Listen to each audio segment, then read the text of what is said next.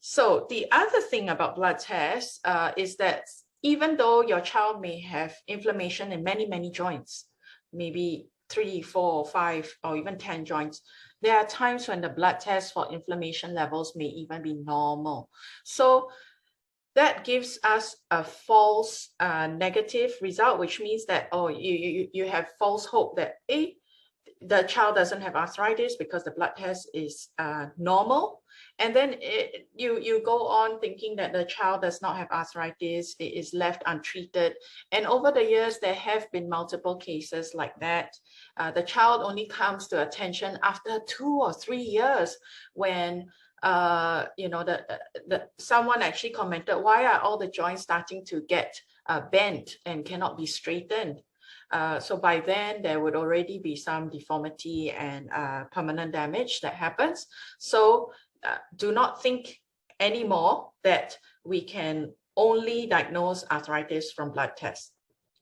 Okay, so the other thing that we must be cautious about is that sometimes when we run blood tests, like ANA or rheumatoid factor, a lot of you may be familiar with these because your doctors would have tested it. ANA stands for anti-nuclear antibody. RF stands for rheumatoid factor.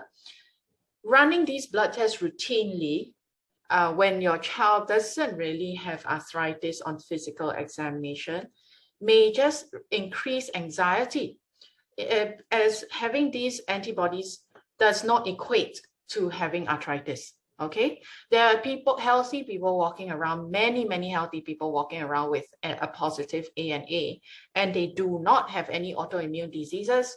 And majority of them do not also go on to develop autoimmune diseases, but testing it routinely will just raise a lot of anxiety, and you may end up reacting to that test and not letting your child do a lot of things that they should be able to do like all the other children. So just a little bit cautious about just going for health screening or routine screening for your children.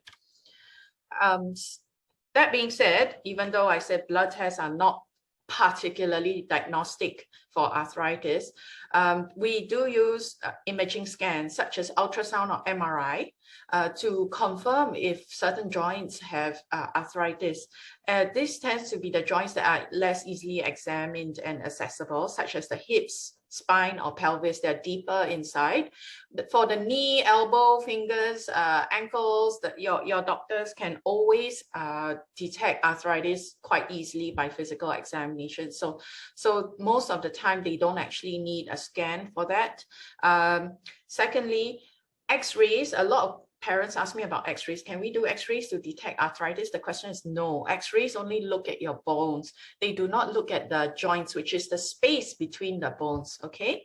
So if anything, if we need to confirm, it will be in the form of ultrasound or an MRI scan. Generally, we try to avoid using a CT scan, although it can tell us about arthritis too, but we try to avoid that because of radiation risk to the children. So the other purpose of imaging scans would be to look for complications. For example, if we think that the hip arthritis or knee arthritis, the knee, where I say that, most of the time we can just examine it. But if we want to determine if there are already what we call bone erosion, such as like the inflammation being so bad until the bone is actually eroded away from the inflammation, then we actually need the imaging scan to help us. We can't actually examine or feel that. By looking for these complications, it helps guide us in the management and treatment in terms of how aggressive we need to be for this child. Okay. So this myth is busted.